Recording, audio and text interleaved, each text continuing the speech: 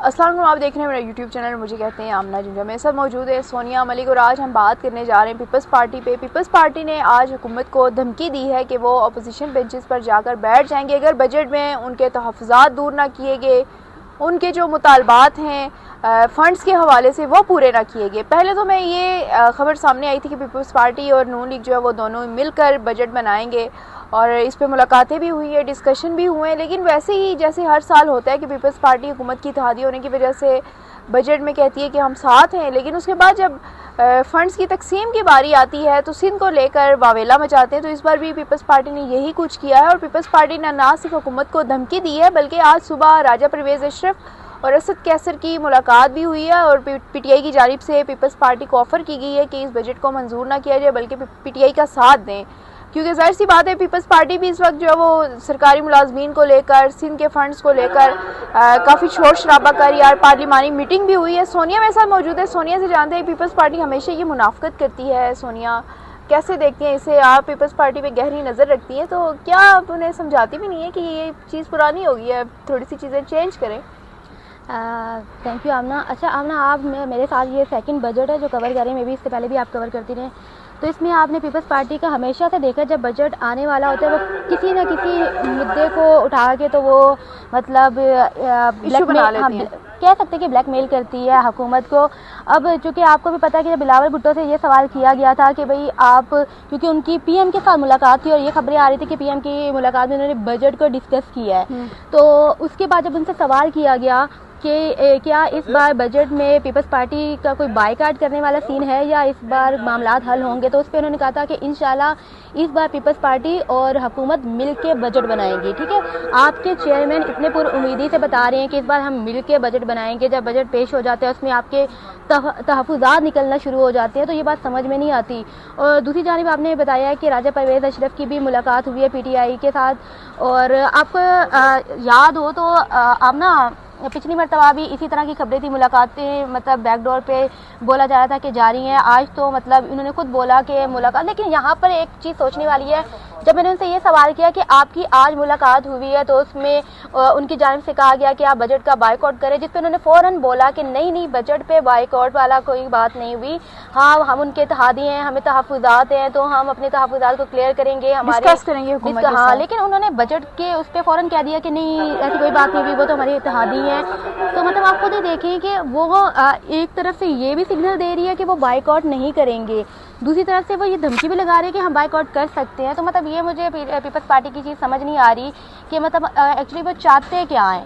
सिंध में उनको हमेशा से तहफ़्फ़ुज़ात रही हैं सिंध के फ़ंड के हवाले से, और इसी तरह अब कुछ और उन्होंने पॉइंट्स उठाए हैं कि भाई हमें तहफ़्फ़ुज़ात है यूनिवर्सिटीज़ के फ़ंड पे हैं, हमें मतलब सिंध के बाकी फ़ंड्स में प्रोजेक्ट हैं, स्कीम्स में उनमें हैं।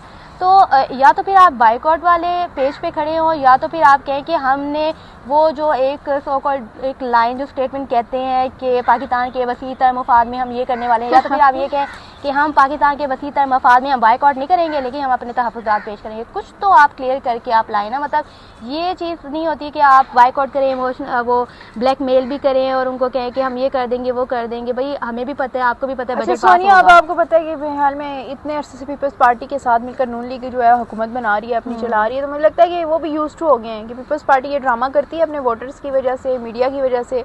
एट द एंड ये होगा कि वोट हमें मिलेगा और बजट यही पास होगा। हाँ, थोड़ी बहुत चीज़ें होगी, कमेटियां छोड़ी जाती है हुकूमत की तरफ से भी कि अगर यहाँ पर ये ज़्यादा शोर डालेंगे तो हमारे पास इतनी स्पेस है, हम यहाँ से यहाँ तक आ सकते हैं। ज़्यादा से ज़्यादा क्या होगा, कमेटियां बनेंगी जैसे लास्ट बजट में बना था, और कमेटियों के इजलास होंगे और उस इजलास में कुछ भी नहीं निकलता। आपने देखा कि खासतौर पर पंजाब की, मैंने एक चीज़ आज देखी है कि शाजिया मरी बार बार वसेब कर थी। मतलब वो जो इन्हें पता है कि सराइकी जो हैं वो पंजाब से नाराज़ हैं, मरियम से नाराज़ हैं, तो उस चीज़ को चमका रही हैं कि भाई सर वसेब के लिए कुछ नहीं रखा, वसेब के लिए कुछ नहीं रखा। वसेब का आप ये देखें ना, वसेब कोई अभी का इशू है। जब आप हुकूमत में शामिल हुए हैं तब सबसे पहला इशू यही था।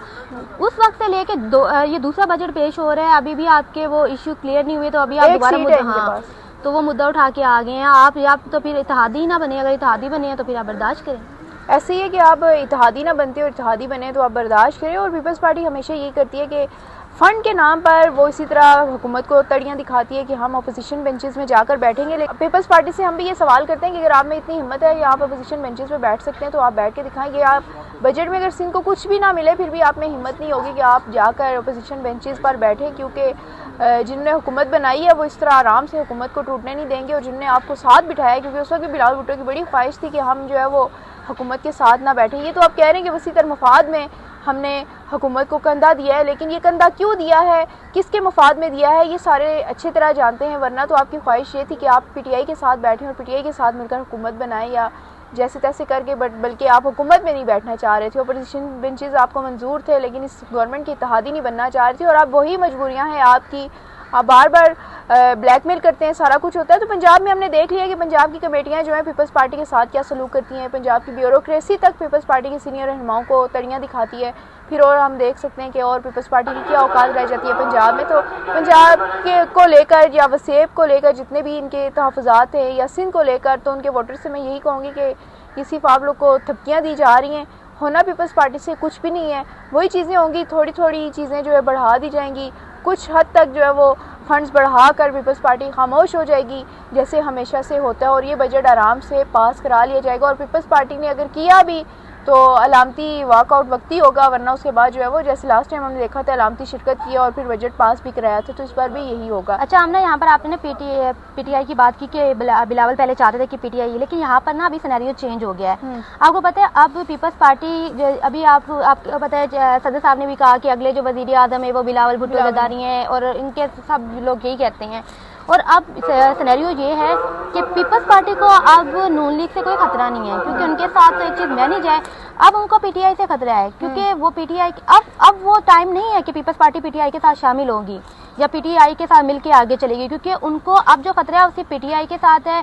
उनको अब हुकूमत के साथ ही, हुकूमत के साथ चीज़ें मैनेज हैं।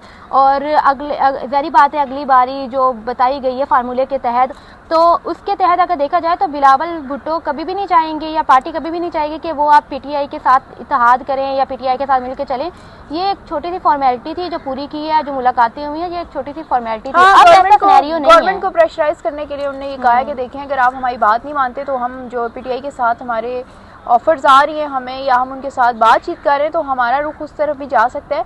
तो ये बेसिकली वही चीज़ें हैं, लेकिन उसके बावजूद गवर्नमेंट भी अच्छी तरह जानती है कि जिन लोगों ने उनको गवर्नमेंट के साथ बिठाया वो कभी भी उन्हें पीपल्स पार्टी को पीटीआई की तरफ नहीं जाने देंगे। तो इसलिए गवर्नमेंट हमें चिल नज़र आ रही है और आराम से तमाम तर चीज़ें जैसे पिछली बार हुई हैं इस बार भी होंगी। और बजट इसी तरह का मिला जुला थोड़ी बहुत चीज़ें हुई तो होंगी, वरना इसी तरह की चीज़ें होने के साथ ही बजट जो है पास हो जाएगा। मज़ीद अपडेट्स आप तक पहुँचाती रहूँगी, तब तक के लिए अल्लाह हाफ़िज़।